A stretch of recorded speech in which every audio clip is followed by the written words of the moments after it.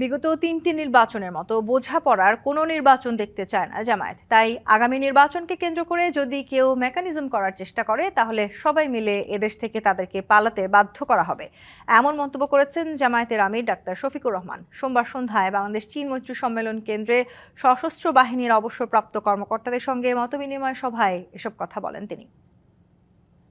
৭১-এর মুক্তিযুদ্ধে কোনো সিভিলিয়ানের মুখ দিয়ে মুক্তিযুদ্ধের ঘোষণাটা প্রচারিত হয়নি,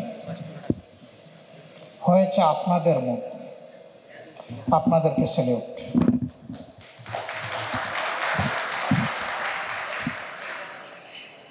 এ বিষয়ে একবারই ইতিহাস রচনা হয়েছে, এটা অক্ষুণ্ণ থাকবে যে যত চেষ্টা করবে।